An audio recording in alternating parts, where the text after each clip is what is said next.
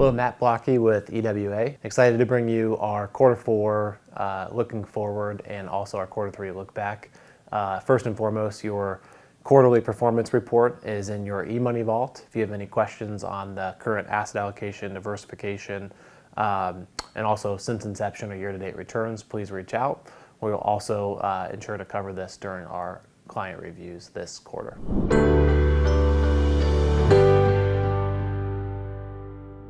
Excited to give you an update on our firm initiative. So in quarter three, we rolled out our direct indexing platform. The majority of our clients have been enrolled in this, and due to the market volatility that's incurred, this has proven to be an excellent choice so far in 2022. Again, as a quick reminder, once you hold an individual security, you need to hold it 30 days before it can be tax loss harvested. So we've gone through all the portfolios with the software investment that we've made and have tax loss harvested for the second time. And so 2022 is going to be a good loss carry forward year to offset any future gains from this platform specifically. This is something we're excited to continue to scale out, and we have a new team member named Rob Richardson who's joined Nick's department in the portfolio management, and this will give us extra time and attention to detail, not only on your overall portfolio management, but specifically for those enrolled in the direct indexing platform. Also, as a quick note, 2022 has been quite the testing year in the market, with the majority of equity indexes down 25% at the recording of this video. Historically, we're looking at a very glass full. There have been over 90% of times when the market has dropped 25%, the following 2 or 3 year periods have not only been full recoveries, but double-digit returns moving forward. So one of my favorite quotes about equity investing is the stock market is a simple place where impatient investors transfer their wealth to patient investors. So anyone that has a strong financial plan that does not have to sell anything at a loss will certainly be rewarded. And we work hard at EWA to make sure the financial plan is supporting your exact life by design, and to make sure that no loss is actually ever realized, and that anything that is realized is at a gain. So we look forward to bringing you more commentary. Ben, Chris, and Jameson are excited to do the look back of quarter three and then also provide insight into quarter four.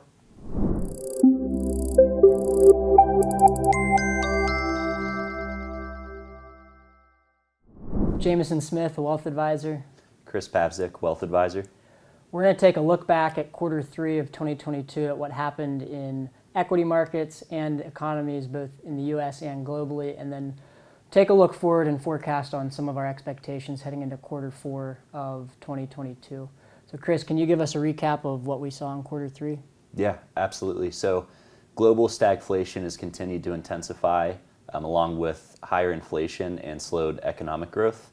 Most asset prices continued to drop with increase in interest rates and increase in the US dollar.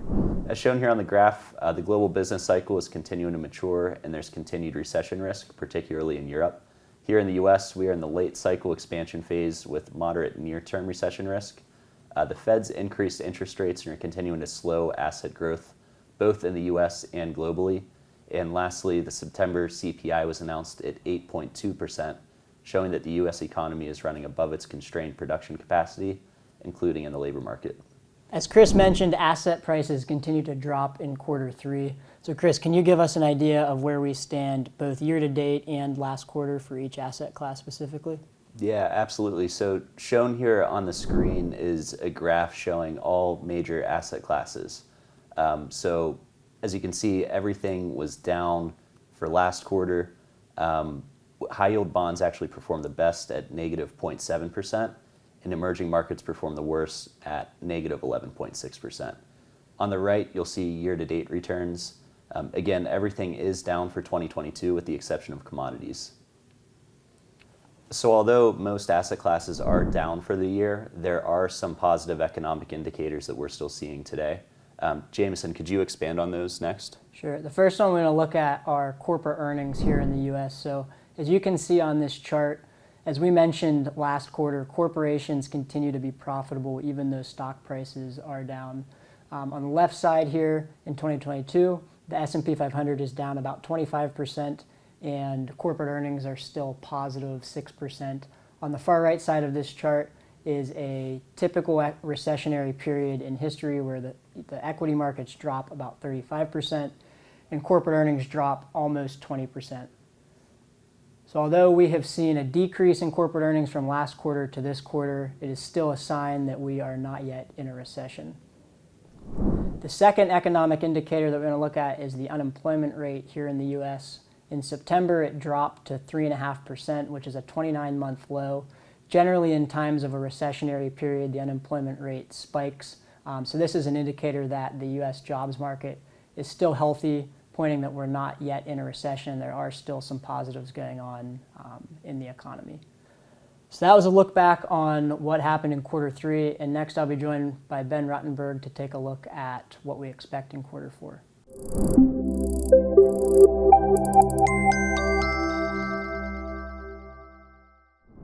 So now I'm joined with Ben Ruttenberg, who's a wealth advisor, and we're going to look forward into quarter four. So Ben, what are some key thoughts or things we're looking at as we wrap up the year of 2022?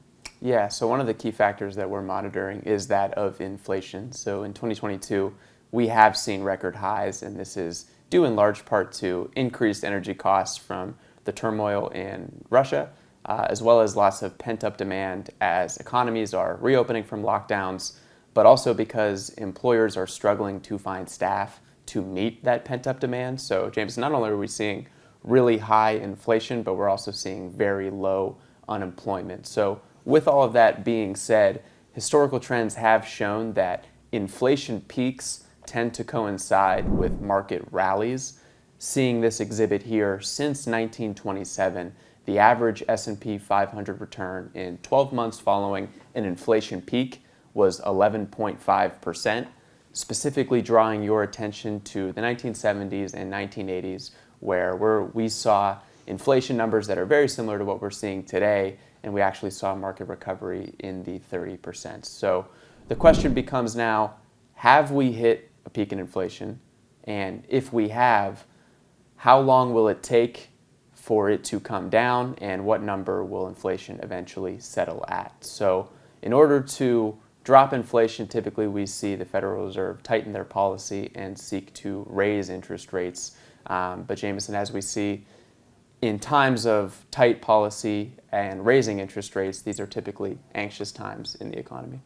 Although recession does remain a risk in the U.S. and many markets globally, one of the main factors that we want to look at is the unemployment rate. So as Ben mentioned, unemployment rate continues to be very low. And taking a look at this chart, the Federal Reserve expected to continue to raise interest rates to curb inflation, but this is an outlook from the Federal Reserve looking forward into 2023, and they expect even with interest rates rising that the unemployment rate may rise slightly, but will not get up into the figures of 7 and 8%, which we have seen in past recessionary periods. They expect unemployment to stay between 4 and 5%, which is expected to not drive the economy into a recession.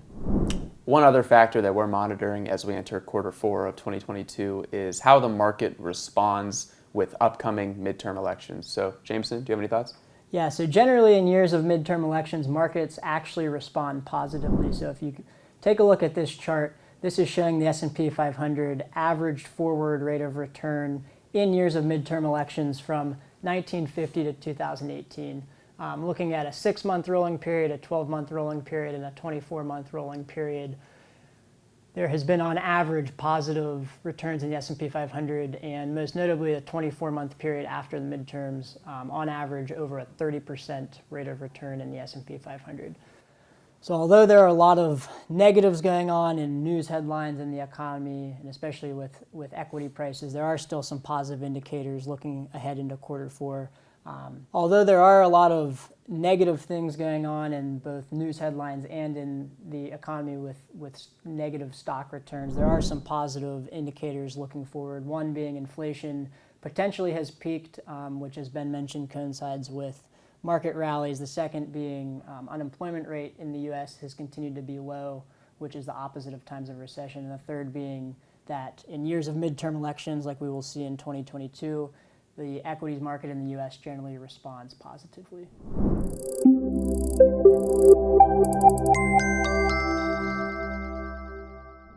Hi, I'm Stephanie Bogdan. I am the Chief Operating Officer here at EWA, here with one of my colleagues. Yep, I'm Nick Stonecipher, the Portfolio Manager at EWA, and we're happy to present to you today Q3 2022 market commentary and portfolio update discussions.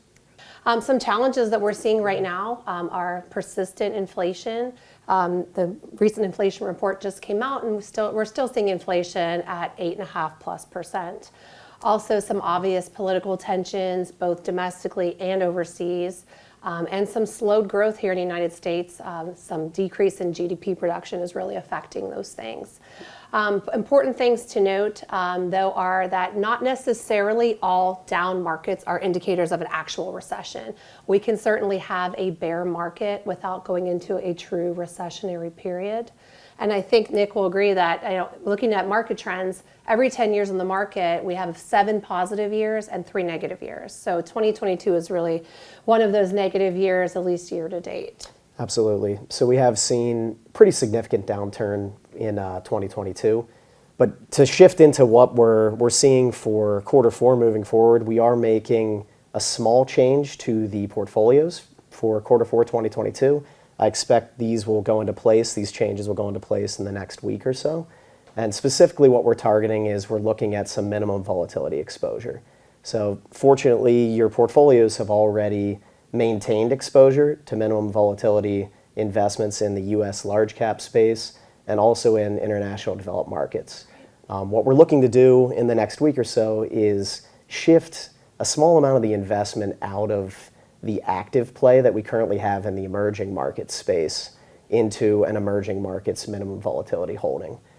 So what minimum volatility actually is it's an investment that tends to hold a little bit higher in the defensive sectors. So you're looking at healthcare, you're looking at utilities, and you're looking at consumer staples.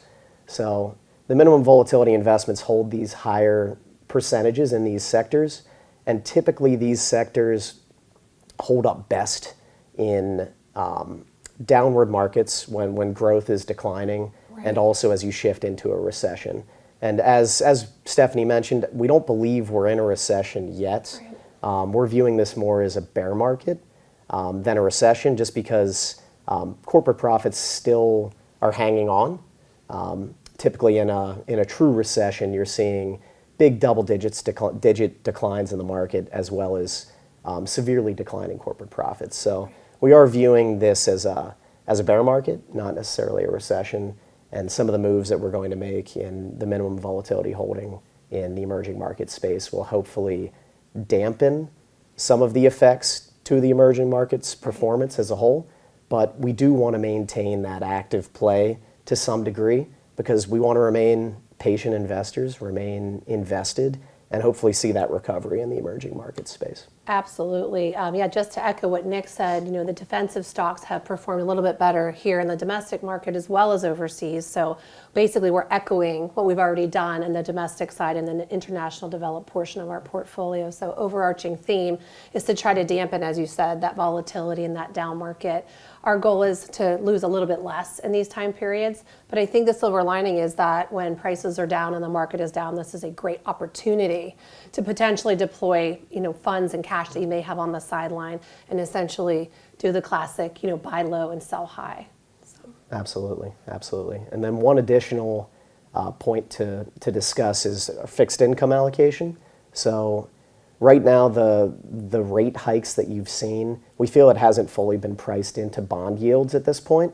And we did an analysis of the fixed income sector of our portfolio, and we found that duration right now tends to be about 5 to 5.5 years. We do feel this is currently appropriate, and we're going to stay the course in the fixed income sector, but we will be sure to continue to monitor future potential rate hikes and the yields to make sure this continues to remain appropriate moving forward. Right, that the Fed and the rate hikes have been a very hot topic, and I know everybody's talking about that. So it's certainly something that we're going to keeping our finger on the pulse of as we move forward. And should we need to make some shifts, we can certainly do so, and we'll keep you posted on those as well. Absolutely. So I guess in summation, we're not making a lot of big shifts here moving into Q4 2022. Now more than ever is the time when you should remain patient You should remain diversified, remain in the market.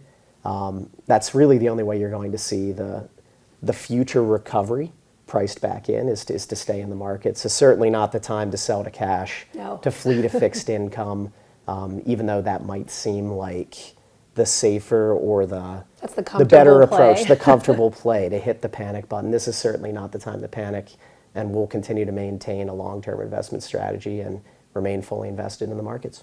That's absolutely right. Yep, stay focused on the long term. Avoid emotional investing. Questions that you have, definitely bring those to us and your advisor, and we look forward to bringing you an update next quarter.